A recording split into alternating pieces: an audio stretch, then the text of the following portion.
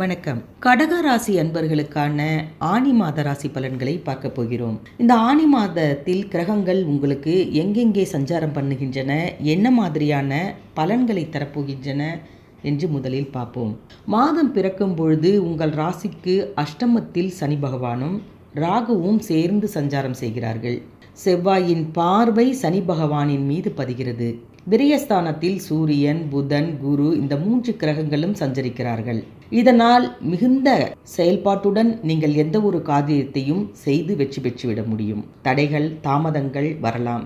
நினைத்தது ஒன்று, நடப்பது ஒன்றாக கூட ஒரு சிலருக்கு இருக்கும். ஆனால் எதற்கும் கவலைப்படாதீர்கள், எல்லாம் நல்லதற்குத்தான். ஆனி மாதம் 8ஆம் தேதி கடகராசிக்கு புதன் வந்து அமரப்போகிறார். உங்கள் ராசிக்கு விரையாதிபதியாகவும் சகாய ஸ்தானாதிபதியாகவும் இருக்கக்கூடியவர் புதன்.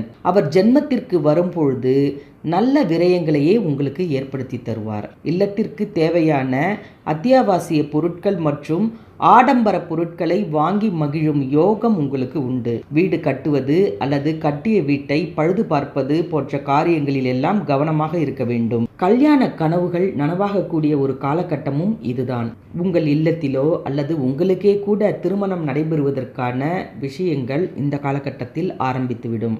ஆனி மாதம் 15ஆம் தேதி ரிஷப ராசிக்கு சுக்கிரன் வந்து அமரப்போகிறார். உங்கள் ராசிக்கு 4, 11 இந்த இடங்களுக்கு அதிபதியானவர் சுக்கிரன். அவர் லாபஸ்தானத்தில் சஞ்சரிக்கும் பொழுது பொருளாதாரம் திருப்திகரமாக இருக்கும். புனித பயணங்கள் உங்களுக்கு அதிகரிக்கும். கொடுக்கல் வாங்கல்கள் சரளமாக அமையும். தாயின் உடல் நலம், தந்தையின் உடல் நலம் இவற்றில் கவனமாக இருக்க வேண்டிய காலகட்டமும் இதுதான்.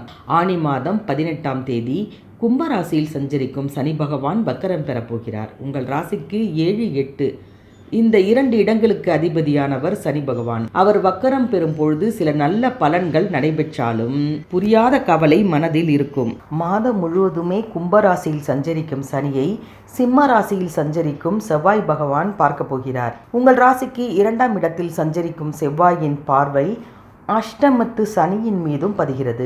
ஆரோக்கியத்தில் குறைபாடுகள் ஏதாவது ஏற்படுவதற்கான வாய்ப்புகள் ஒரு சிலருக்கு உண்டு. ஒரு முறைக்கு பல முறை ஒரு விஷயத்தை யோசித்து செய்யுங்கள்.